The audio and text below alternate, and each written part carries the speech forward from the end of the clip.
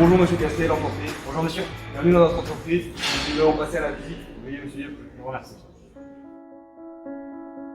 Quand nous avons imaginé notre produit, nous voulions éviter que les consommateurs se retrouvent dans la situation embarrassante de ne plus avoir de savon pour se laver les mains. Nous nous sommes donc demandé comment faire en sorte pour que le contenant à savon soit toujours plein. La réponse était la connexion à un réseau intelligent.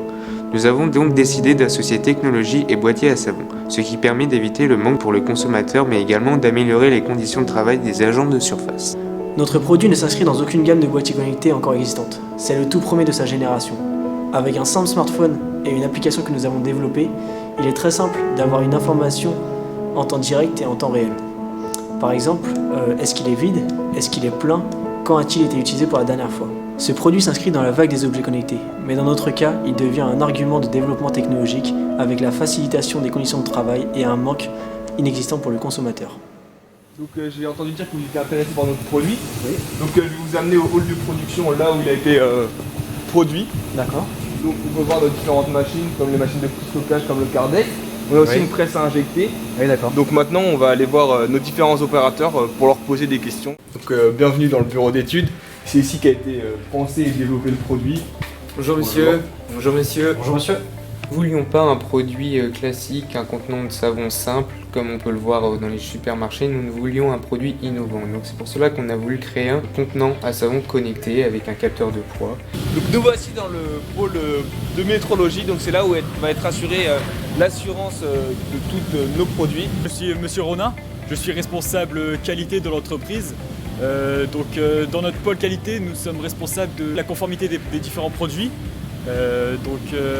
Ici, par exemple, pour le pôle métrologie, nous avons différents contrôles. Le contrôle visuel, le contrôle par attribut et le contrôle par mesure. Afin d'assurer la qualité de nos produits, nous avons fait un audit il y a de cela 6 mois. Donc c'était un audit qui s'est très bien passé. On n'a ensuite eu aucune non-conformité. De plus, on a une assurance qualité avec tous nos fournisseurs. Ce qui permet, oui, d'avoir aucune non-conformité lors de la livraison, en fait.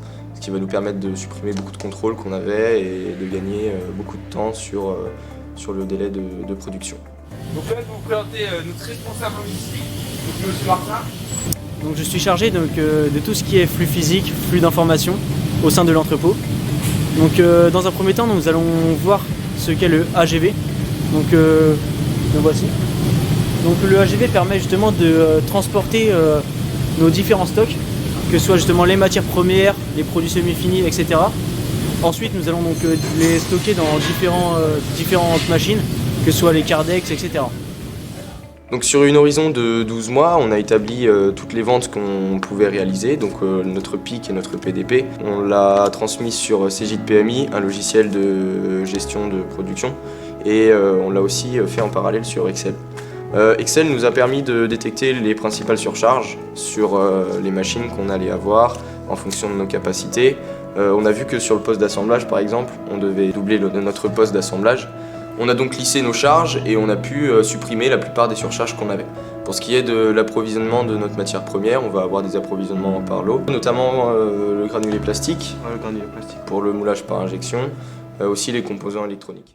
Au sein de notre atelier, nous avons une surface d'implantation de 346 m² qui comprend justement tous les postes, donc sur le poste de peinture, le poste d'assemblage, mais également le poste de moulage par injection, etc.